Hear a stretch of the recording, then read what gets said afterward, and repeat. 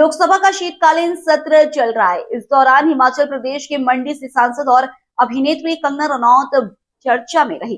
दरअसल जब कंगना अपने विचार रख रही थी तो उनके सामने स्पीकर की कुर्सी पर कांग्रेस सांसद कुमारी शैलजा नजर आई। सभापति तालिका में शामिल सदस्य स्पीकर के आसन पर नहीं होने पर सदन की कार्रवाई का संचालन करते हैं। सभापति तालिका में कुमारी शैलजा के अलावा विपक्ष के कई सांसदों का नाम शामिल है। कंगना रनावत का नाम लिया तो उन्होंने कहा कि मैं रेलवे अमेंडमेंट बिल 2024 पर अपने विचार रखना चाहती हूं। मैं इस बिल का स्वागत करती हूं। जैसे कि प्रधानमंत्री नरेंद्र मोदी हमेशा ही कहते हैं कि सरकार का काम होना चाहिए जो लोगों के जीवन में सरलता लाए, चाहे वो लॉज, ब्यूरोक्रेसी या सरकार के दफ्तर में हो। उनके लिए वो एक्सेसिबल होने चाहिए और उनके लिए किसी तरह का स्टेट जनरेट न करे। ये बिल इस उद्देश्य में सफल होता है। इसके अंतर्गत 1905 में जो रेलवे बोर्ड का एक्ट था उसको 1979 में जो रेलवे एक्ट है उसमें क्लब किया जा रहा है। ये आमजन के जीवन को सहूलियत देगा। इसके साथ ही वंदे भारत की जो ट्रेन है वो हमारे लिए आत्मनिर्भर भारत आधुनिकीकरण का एक बहुत बड़ा प्रभावशाली उदाहरण। मिस कंगना रनावत जी। माननीय अध्यक्ष जी,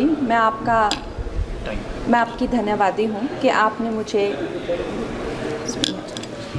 मुझे रेलवेज अमेंडमेंट बिल 2024 पर अपने विचार रखने का मौका दिया। माननीय रेल मंत्री श्री अश्विनी वैष्णव जी द्वारा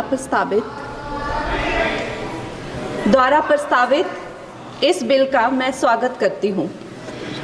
जैसे कि हमारे प्रधानमंत्री श्री नरेंद्र मोदी जी हमेशा ही कहते हैं कि सरकार का काम होना चाहिए जो लोगों के जीवन में सरलता लाए, चाहे वो लॉज हो, ब्यूरोक्रेसी हो या सरकार के दफ्तर हों, उनके लिए वो एक्सेसिबल होने चाहिए और उनके लिए जो है वो किसी तरह का स्ट्रेस जनरेट ना करें और इजीली अवेलेबल होने चाहिए।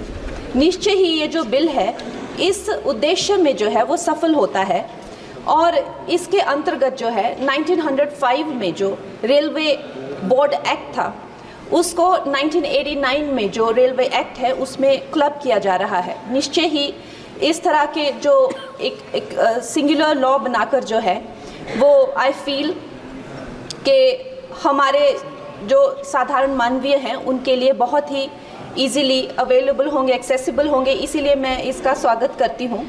और another very important government body railway board जिसको डायरेक्टली जो कॉर्पोरेट्स के जो हर्डल्स होते हैं, जिसको हमारे प्रधानमंत्री जी हमेशा कहते हैं कि दफ्तरों के चक्कर लगाने या लोगों को एक डेस्क से दूसरे डेस्क भेजना, आई थिंक इससे भी उनको जो है वो छुटकारा मिलता है। ये डायरेक्टली जो है सेंटर के अंडर जो है रेलवे बोर्ड को लिया जा रहा है, इसका भी मैं पूरा स्वागत करती हूँ।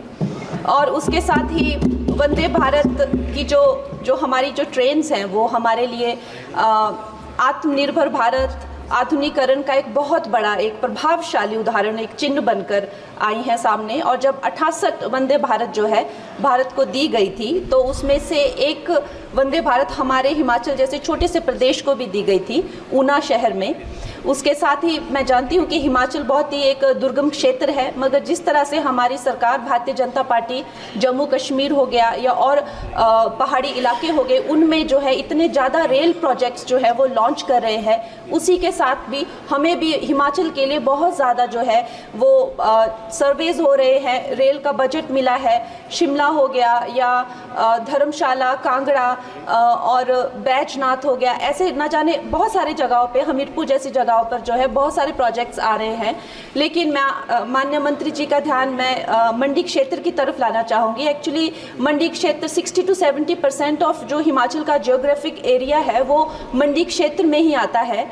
और हमारा जो क्षेत्र है उसमें अभी तक इस तरह का ना कोई सर्वे हुआ है, ना सुविधा है।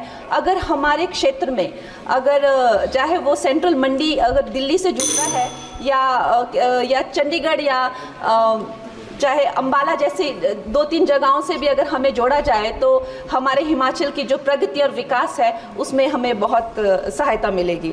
और उसके साथ ही मैं बहुत बहुत बधाई देती हूँ हमारे मंत्री जी को फॉर